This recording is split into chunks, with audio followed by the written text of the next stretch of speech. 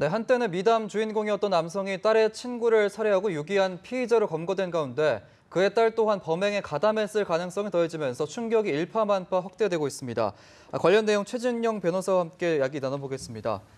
화면을 통해서 보셨겠지만 범행 동기라든지 이런 부분에 대해서 입을 열까 저희도 좀 지켜봤는데 아무런 대답을 하지 않았습니다. 그렇습니다. 본인 같은 경우에는 아시다시피 경찰 지금 병원에 한 3일 동안 있다가 3일 만에 이제 정신이 어느 정도 돌아왔다. 의사라고 그런 소견을 듣고 지금 경찰 도봉서로 지금 중랑서로 가서 조사를 받은 다음에 오늘 오후 2시에 이제 북부지방법원에 있는 이 영장실질심사를 가지 않습니까? 아시다시피 본인이 이와 같이 답을 거부하는 것은 두 가지 의미일 것으로 미뤄 짐작됩니다. 하나는 아직까지 어떤 의식이 완전히 회복되지 않았기 때문에 그럴 가능성이 있고 또 하나는 말씀드렸듯이 영장실질심사를 앞두고 있기 때문에 그에 대한 대답이 결국 본인의 어떤 구속영장 발부 여부와 직접적인 관련이 있기 때문에 어떤 피의자로서 진술이나 이런 것을 거부하는 그와 같은 두 가지 해석이 가능하지 않겠습니까? 다만 아시다시피 지금 받는 혐의가 살인죄와 지금 시신유기 사체유기 두 가지 혐의를 받고 있습니다만 지금 본인이 어떤 살인과 관련해 가지고는 지금 죄를 부인하는 그런 상황이다 보니까 경찰 같은 경우에는 본인이 죄를 자백하고 있는 사체유기에 대해서만 일단 영장을 치고 그래서 영장이 발부되고 나면은 추후에 말씀드렸듯이 사망했는 경위에 대해서 실질적으로 살인이냐 아니면은 어떤 피해자가 스스로 어떤 잘못을 했느냐 이 부분에 대해서는 영장이 발부되고 나오면은 추후에 어떤 조사를 하려고 하는 전략적인 경찰의 판단이 아닌가 생각을 합니다. 자택에서 다수의 음란 기구도 발견된 것으로 알려져 있는데요. 사건과 개연성이 있을까요? 그렇습니다. 지금 같은 경우에는 실질적으로 살인죄 같은 경우에는 대표적인 동기범죄입니다. 그렇기 때문에 실제로 대법원 양형위원회의 양형 기준도 동기에 따라 5가지로 지금 형을 나누고 있는데요. 그렇듯이 동기를 밝히는 것이 매우 중요한데 아직까지 입을 다물고 있고 결국 관련되는 사람으로부터의 다른 증거가 없기 때문에 동기를 밝혀내는 것이 굉장히 중요합니다. 그런데 본인은 지금 살인 자체를 부인하고 있는 그런 상황 속에서 지금 사체가 발견된 현상을 봤을 때는 이 피해자의 옷이 벗겨져 있었다라고 하고 있고 어떤 사고가 있었던 것으로 추정되는 이 씨의 집을 압수수색했는 결과 어떤 음란 기구 같은 것들이 많이 발견됐다라는 것에 미뤄 짐작했을 때에 어떤 성폭행 이후에 그 과정에서 살인이 있었지 않을까 하는 추정을 강력하게 어떤 시사하는 바가 있습니다. 다만 그와 같은 것이 살인의 직접적인 증거라고는 아직 단정할 수 없기 때문에 이 부분에 있어서는 사망했는 사람 어떤 여중생에 대한 사체에 대한 부검 그리고 또 현장에 대한 철저한 감식 더불어서 오늘 영장실질심사 이후에 이모 씨 그리고 아직까지 의식이 돌아오지 않고 있다는 이 딸 나중에 의식이 돌아오면 이 사람들에 대한 전체적인 조사가 나와야 그와 같은 정확한 동기를 밝힐 수 있지 않을까 생각을 합니다. 이 씨가 이제 유서로 추정되는 글과 동영상을 남기기도 했는데 스스로 목숨을 끊어서 딸의 치료비를 마련하려 했다라는 내용이 실려 있는데 과연 이렇게 목숨을 끊는 것과 김양을 살해한 것, 또 이런 두 개념 사이에는 좀 개연성이 없지 않습니까? 서로 이게 행위와 본인이 진술이 상당히 좀 엇갈리는 부분이 있는 것 같습니다. 실제 지금 본인 같은 경우에는 의식이 돌아온 이후에 사체를 유기했는 건 맞다라고 해서 내가 영월에 있는 어느 산에 버렸다 해서 실제로 사체를 수습했는 건 맞습니다. 그렇지만 본인이 살인했다는 사실 자체에는 부인하고 있지 않습니까? 그렇기 때문에 과연 본인의 말이 맞는지 이 부분이 중요한데 지금 언론 보도를 따르면은 지금 사체의 최초에 검식을 했을 때에 목이 졸린 어떤 흔적이 나타났다라는 증거가 나타나고 있습니다. 그렇기 때문에 지금은 이 씨의 항변보다는 어떻게 보면 살인 사건이 일어났을 가능성이 상당히 크고 다만 말씀하셨듯이 이 씨 본인 스스로 얘기했듯이 본인이 자살을 하기 위해서 약을 준비해 놨는데 이 피해자가 그거를 영양제로 오인하고 먹었을 가능성도 아직은 완전히 배제를 할 수 없습니다. 다만 그와 같은 것은 이 부검을 통해서 혈액 속에서 나와 있는 혈액 검사를 통해서 결과를 봐야 되는데 국립과학수사연구소의 부검 결과는 한두 주 이상 걸릴 것이기 때문에 그와 같은 것도 아직까지 확인을 하는 절차는 조금 더 남아있지 않을까 생각을 합니다. 피해자인 김양의 가족의 입장은 이렇습니다. 김양과 이 양이 같은 초등학교 출신이지만 친하지는 않았고 초등학교 졸업 후에 오랜만에 만난 것 같다고 말한 것으로 전해지고 있는데요. 이 말이 맞다면 그럼 범행 대상을 김양으로 선택한 이유는 어디서 찾아볼 수 있겠습니까? 그렇습니다. 지금 그 언론 보도를 보면은 이 이양이나 김양이나 둘 다 중학생 14세인 것으로 지금 그 보도가 나오는 것 같은데요. 예.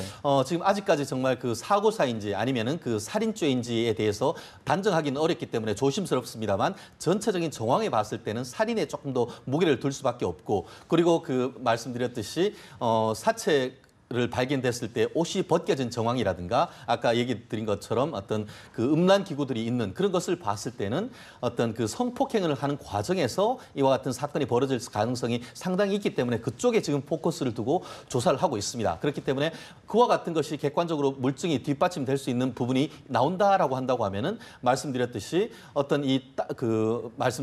이 아이를 의도적으로 그와 같은 것을 유기했을 그럴 가능성도 없지 않고 네. 다만 오랜만에 만나서 그 아이를 데려왔다 하더라도 집에까지 아이를 데리고 오는 케이스는 사실 드물지 않습니까? 예. 굉장히 어떻게 보면은 오랜만에 만났다 하더라도 예전 어떤 친밀한 관계가 있을 수 있었던 그런 관계이기 때문에 의도적으로 어떤 그 성범죄를 하기 위해서라든가 의도적으로 아이를 이와 같이 극단적인 어떤 그 인명을 손상하기 위해 했을 것으로 아직까지는 단정할 수 없는 상황 속에서 예. 오늘 지금 그 오전에 한 9시 20분쯤 경찰에 나와서 어떤 조사를 했을 때 어떤 진술을 했는지 아직까지 나오고 있지 않고 오늘 그 더불어서 2시경에 이루어질 수 있는 이 영장실질심사 때에 이 영장 담당 그 판사가 그 부분을 물을 것입니다. 그 추가적으로 어떤 행위를 했는지 그 과정에서 이 법정에서 어떤 진술을 할지 그 부분에 대해서는 조금 더 어떤 진술 결과를 조금 더 지켜봐야 되는 것이 아닌가 생각을 합니다. 예, 네. 알겠습니다. 영장실질심사 결과는 저 기다려 보도록 하고요. 이 사건은 여기서 정리를 하도록 하겠습니다. 자, 한편 오는 10일이 세계 사형 폐지의 날입니다. 사형제 존폐 문제가 끊이지 않고 있는 우리 사회 논란인데 이번에는 김영태 변호사님까지 모시고 얘기 나눠보도록 하겠습니다. 네. 네, 먼저 사형제 폐지에 대한 두 분의 입장과 좀 이유를 들어볼 텐데 먼저 김 변호사님부터 말씀해 주시죠. 예, 앞에 보도가 이제 사실이라면 굉장히 끔찍한 사건이고, 예. 뭐 저부터도 이제 그런 분들 보면 저 사람 참 살려두면 안 된다, 혹은 같이 살 수 없는 사람이다 이렇게 이제 생각을 하게 되고요. 그런데 실제로 이제 아까 최 변호사님도 말씀하셨지만 이제 재판 과정에서 여러 가지 증거를 통해서 바뀔 수도 있고요. 그래서 예. 저는 이제 제일 큰 것은 그 오판 가능성이 너무 많다. 그래서 최근에 이제 그 재심들이 굉장히 많이 이루어졌는데 예를 들면 그 7번 방의 선물 그 사건도 제가 좀 관여를 했었는데 그 보면 나중에 무죄가 밝혀졌거든요. 네. 예. 그다음에 제가 직접 했던 그 치과의사 모녀 살인 사건도 처음에는 그 현장 상황이나 이런 거 보면 뭐 정말 끔찍한 범인이어서 저도 저런 사람 변론하기 싫다 이제 그 정도까지 됐는데 예. 사형 선고를 받고 저한테 왔는데 여러 가지를 보니까 아니어서 엎치락뒤치락 하다가 7, 8년 만에 이제 무죄가 됐거든요. 예. 그러니까 그 판사들이 뭐 1심, 2심 대법원 왔다 갔다 하면서 수많은 판사들이 결론이 정반대가 됐기 때문에 이거 오판할 가능성이 너무 많다. 예. 또 뭐 그 인혁당 사건 같은 경우에는 아예 죽었는데 8명이 죽었는데 그분들 다 무죄라는 게 밝혀졌거든요. 그러니까 네. 판사가 그때 재심하면서 이거 돌이킬 수 없어서 정말 국가로서 죄송하다. 그래서 오판 가능성 얘기가 이제 빼놓을 수가 없고요. 그다음에 우리 헌법에 보면은 10조에 모든 국민은 인간으로서의 존엄과 가치를 지닌다 이랬거든요. 근데 그럼 아까 이제 저분이 만약에 저런 끔찍한 딸의 친구를 저렇게 죽였다, 뭐 성폭행을 했다 이러면 저 사람이 도대체 존엄한가? 이제 그런 의문이 저도 들어요. 근데 네. 헌법에는 착한 사람만 존엄하다고 쓰지 않고 모든 국민은 인간으로서의 존엄과 가치를 지닌다 이렇게 돼 있으면 저도 이제 법조 굉장히 오래 했지만 저런 사람 보고 존엄하다고 할 수 있을까? 이제 이런 의문은 들지만 예. 사실은 우리 인류가 쭉 문명이 발전하면서 그냥 그래도 존엄하다. 그러니까 최소한의 생명권을 뺏는다든지 이런 것은 안 된다. 그러니까 범죄인이 이뻐서라기보다는 인간으로서의 존엄이라는 거는 정말 모든 그 문명 국가가 합의하는 가치이기 때문에 이거는 목숨만은 손대면 안 된다. 이런 전제가 또 있고요. 네. 또 하나는 저 사람을 예를 들어서 사형시킨다고 해서 죽은 사람이 돌아올 리도 없고 또 하나의 이제 살인이거든요. 국가가. 그러면 범인들은 정말 이제 정신이 없거나 욕심 때문에 사람을 죽이는 흉악한 짓을 하지만 목숨을 뺏고 그런데 그렇다고 해서 국가가 똑같이 범인처럼 목숨을 뺏는 것이 과연 온당하냐? 그리고 그 뺏었을 때 그게 예방이 되느냐? 세계적으로 유엔에서도 여러 차례 조사를 했는데 이거 뭐 사형 제도가 있건 없건 관계가 없다. 흉악범 발생에는 이런 수치들은 많이 나와 있어요. 그래서 예. 예방 효과도 거의 없다. 이런 점에서 이제 오판 가능성이 있고 기본적인 국민의 생명 존중, 그다음에 예방 효과가 별로 없다. 이런 측면들에서 이제 사형 제도는 이쯤에서는 좀 접어야 되지 않느냐, 다른 대안을 마련해야 되지 않느냐 이런 생각을 합니다. 예, 일단 찬성 쪽의 입장이시고요. 최진영 변호사님은 어떠십니까? 네, 기본적으로 현행 헌법하에서 이 사형 제도는 합헌이고 기본적으로 사회 보호와 어떤 피해자 측의 어떤 그 보호 이런 쪽을 종합했을 때에 마땅히 유지돼야 된다는 것이 제 개인적인 견해입니다. 예. 그 근거는 명확한데요. 기본적으로 아까 오판 문제를 그 김 변호사님께서 말씀하셨습니다만 그 오판 문제는 이 시스템 자체의 문제이시지 그것이 사형 제도 자체의 문제라고는 볼 수 없는 것이죠. 예. 한마디로 그것이 무기징역이건 아니면은 유기징역이건 그것이 결과가 오판 가능성은 사형죄의 오판 가능성과는 완전히 별개의 문제일 것이고 그와 같은 어떤 그 오판 문제는 3심 제도 1심, 2심, 3심을 거치는 과정에서 실체적 진실을 밝혀진다는 점에서는 오판 가능성을 근거로 해서 사형 제도를 그 폐지해야 된다는 것은 시스템에 대한 어떤 그 부정에 가까운 것이 아닌가 하는 생각이 듭니다. 예. 그리고 기본적으로 아까 헌법 문제를 얘기를 했는데 우리나라 헌법은 기본적으로 사형 제도를 헌법 자체가 인정을 하고 있습니다. 기본 헌법 110조 4항에 보면은 비상계엄 하에서는 이 형사 사건을 단심으로 한다. 1심으로 끝낸다. 다만 사형인 경우에는 그러하지 않다라고 해서 헌법 자체가 사형 제도를 합헌으로 인정을 하고 있습니다. 그렇기 때문에 헌법재판소도 지금 그 사형제에 대해서 두 번 먼저 그 위헌 여부를 판단했는데 두 번 다 합헌을 결정을 했는 것도 그와 같은 맥락에서 했고 생명의 아까 그 김 변호사님께서는 생명 헌법 10조를 얘기했습니다만 헌법재판소도 그 생명은 존중한 건 인정한다. 그렇지만 우리나라 헌법이 생명권 자체를 절대적 기본권으로 인정하지는 않는다. 그렇기 때문에 법에 의해서 제도적으로 제한할 수 있다라고 해서 헌법재판소도 두 번에 걸쳐서 합헌으로 결정했습니다. 그리고 국내법뿐만 아니고 국제법적으로 봤을 때도 사형 제도가 잘못됐다고 보기는 어렵습니다. 이 대표적인 케이스가 유엔 아동 권리 협약을 보면은 뭐 어떻게 돼 있냐 하면은 18세 미만 아동에 대해서는 그 무기징역이나 사형은 안 된다. 그것을 반대했을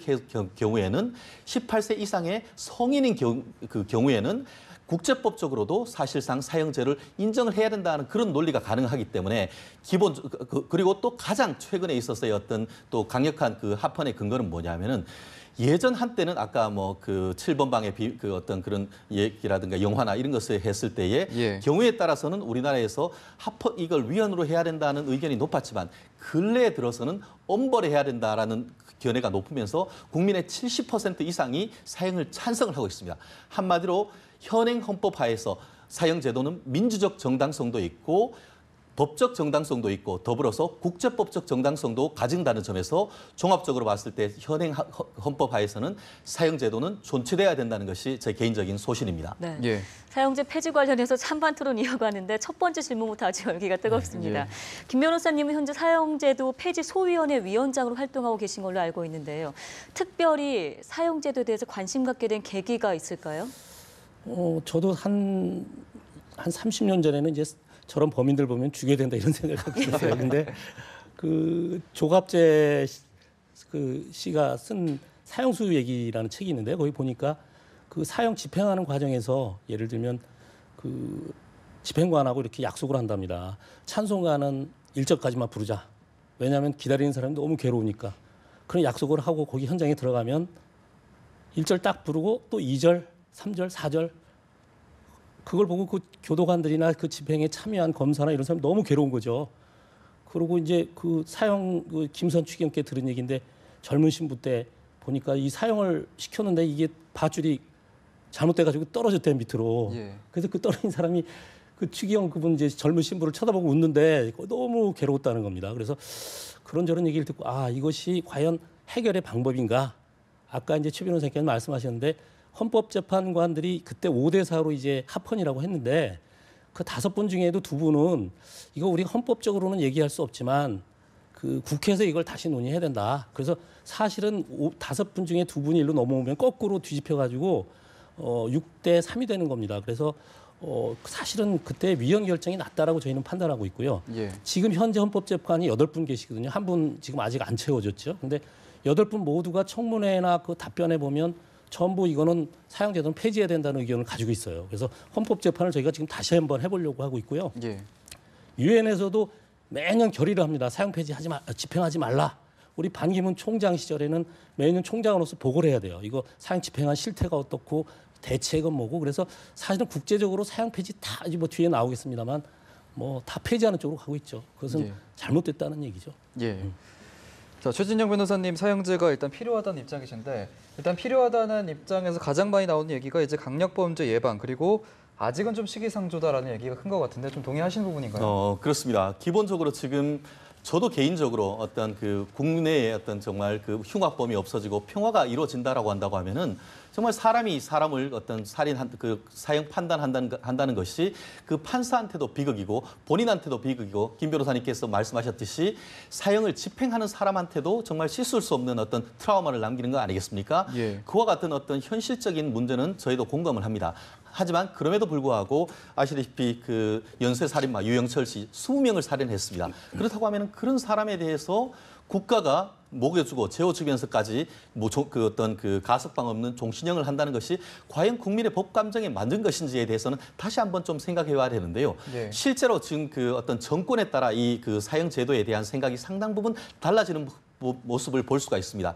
실제로 어떤 보수 정권 같은 경우에는 사형제도를 강력하게 유지해야 된다라는 측면이 있고 실제로 김영삼 전 대통령 같은 경우에는 97년에 본인 퇴임을 얼마 남기지 아니한 상태에서 실질적으로 사형 집행을 다 했던 그런 케이스가 있습니다. 그렇지만 그 이후에 있었던 김대중 전 대통령 같은 경우에는 본인이 어떤 그 캐톨릭 신자로서의 어떤 종교적 신념이 있고 한 이후에 그때로부터 해서 지금까지 지금 수십 년이 되도록 사형 집행을 하지 않는 그런 상황이 있습니다.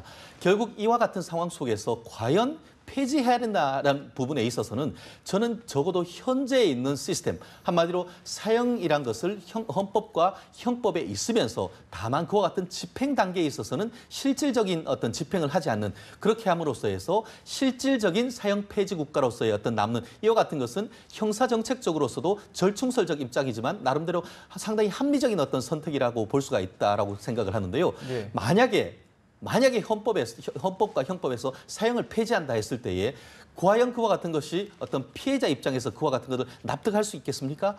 우리 그 인류의 가장 오래된 그 함무라비 법전에도 보면은 눈에는 눈, 이에는 이라고 해서 동해 보복이란 것이 결국 사람의 그와 같은 사람의 목숨을 가져갔을 때는 예. 그의 목숨을 뺏는 것이 그러함으로써 해서 실질적인 정의를 구현한다는 것은 동서고금을 막론하고 여전히 유효한 어떤 규범력이 있는 법이라고 저는 개인적으로 생각합니다. 네. 예. 자, 끝으로 김 변호사님, 만일 사형제가 그럼 폐지된다면 적절한 대안은 어떤 게 있다고 생각하시는지요? 저희는 이제 그 많은 국민들의 의료가 저런 흉악범들이 사회를 돌아다니면 안 되니까 네. 예. 저희가 대안으로서는 이제 종신형입니다. 감형이나 가석방 없는 종신형이고요. 독일의 경우에도 2차 대전 전에 워낙 많이 사람을 죽였기 때문에 헌법에다가 아예 사형제도를 없앴어요. 헌법에다가. 그런데 그래놓고는 한 20년 정도는 종신형으로 하다가 한 20년 돼서 이제 어느 정도 이게 안정이 되니까 그 다음에는 가석방 감형도 가능한 종신형으로 바꿨습니다. 그래서 저희는 만약에 여론조사를 한다면 절대로 밖에 못 나온다라는 걸 하나 더 집어넣고 한다면 과연 그 사형제도를 찬성하는 사람이 그렇게 많을까? 저희는 조금 수치가 달라지지 않을까 이런 생각을 하기 때문에 예.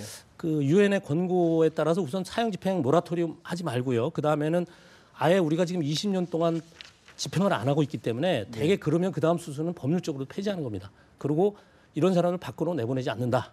수십 년 동안은 그런 제도를 유지하는 것이 과도기적 단계다 이렇게 저는 생각하죠. 예, 알겠습니다. 네. 오늘 사형제 존폐 문제까지 다뤄봤는데요. 지금까지 김영태 변호사 그리고 최진영 변호사 두 분과 함께 해봤습니다. 고맙습니다. 고맙습니다.